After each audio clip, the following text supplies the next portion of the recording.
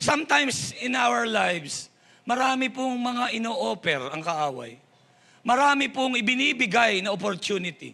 Pero tandaan po natin, kung ilalayo tayo sa ating pananampalataya and against our conviction and against our faith, manindigan po tayo. Tandaan po natin, ang full of faith and full of the Holy Spirit, Spirit-filled life, ay empowered po sila ng life that keeps with an upward focus. Meron siyang upward focus. Sabihin natin upward.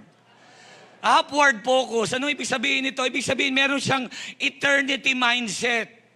Hindi lang siya nakatingin sa ngayon. Hindi lang siya nakatingin sa temporal. Nakatingin siya sa eternal.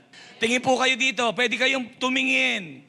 Pwede kayong pumokus sa mga nangyayaring problema sa mundong ito, sa paligid natin. Pero Light Church family, ituon natin ang ating paningin sa ating Panginoong Jesucristo. Amen? Bakit? Nakaupo sa trono ang ating Panginoon. Tumaas man ang langis, tumaas man ang krudo, tumaas man ang gasolina, tumataas din ang anointing ng banal na Espiritu sa atin pong mga buhay. Palakpakan po natin ang Panginoon.